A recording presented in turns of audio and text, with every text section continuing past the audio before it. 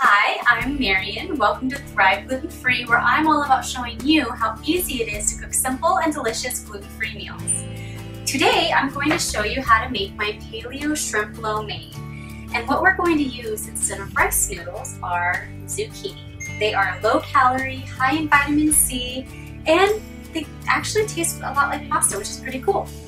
And to make them, we are going to use a stand-up spiralizer over one of the handheld ones, just because you use more of the zucchini, so you get more for your money basically. So what you're going to do is place the zucchini on the spiralizer. It's really easy to use. I will let my kids spin it while I hold it because it's sharp and I don't want them to get their fingers.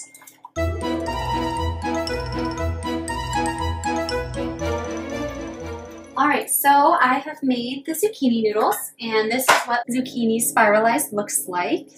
It's a decent amount of pasta replacement there. Okay, so now we're going to go ahead and make the sauce for the lo mein first. We want to make this first so that the flavors have time to kind of blend and really infuse in, so that when we add it to all the vegetables later, it tastes even. We're going to use a half cup of coconut aminos, or you can use a gluten-free soy sauce, which is tamari sauce. I use coconut aminos because I am sensitive to soy. That's the soy sauce. We're going to do a tablespoon of oyster sauce.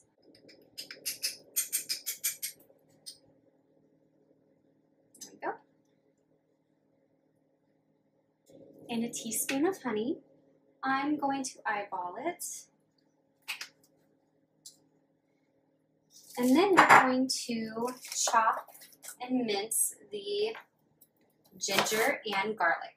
Fun fact about ginger is it is great for inflammation and pain management. If you struggle with a lot of pain, whether you're an athlete and you exercise a lot, or you just have pain that you deal with, a teaspoon of ginger a day can really help alleviate symptoms just as much as a chronic pain reliever will.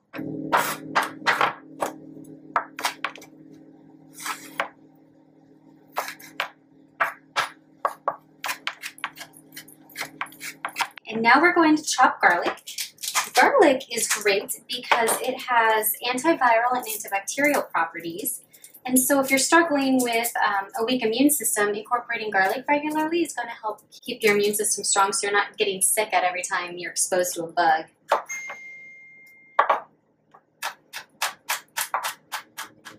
The garlic has been added to the sauce, and now we're just going to add our thickener, which is arrowroot starch. And we're going to use a generous amount, about 3 tablespoons. And the reason is all the vegetables are going to drain when we are sauteing them. And so this will just kind of help keep them covered in the sauce. So we're just going to mix that up and set it aside. And now we're going to chop all of our vegetables. Stir fries are great if you're trying to add more vegetables into your diet. They taste delicious, they're simple, they take, as long as it takes for you to chop them, 10-15 minutes, and then you just saute them up and they're done. Great for at the end of the week when you're tired and you really just don't feel like doing much and you want to have a beverage and relax.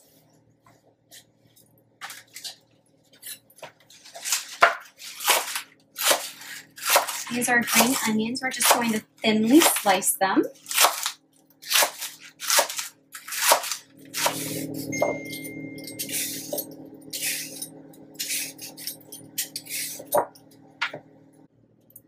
Okay, so we are going to start preheating the pan on medium heat, and I'm going to chop the carrots.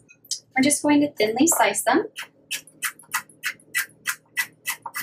Those are chopped, and you can just see by the colors just how gorgeous they are. We have the red, the bright green, the orange, and it just makes it really vibrant and pretty. We're going to add sesame oil to our preheated pan, a tablespoon or 2, and toss in our veggies. We have the snow peas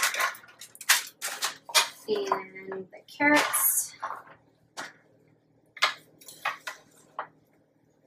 We're just going to stir fry these around until they get to your desired softness. I prefer mine a little bit more crunchy, so I do about 5 to 6 minutes. You can definitely do up to 8 or 9 if you prefer them to be softer.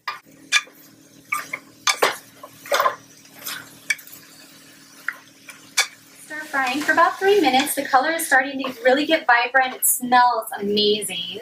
We're going to go ahead and add our zoodles. Get these to start softening up a little bit. We don't want them too soft, but we don't want them necessarily raw either.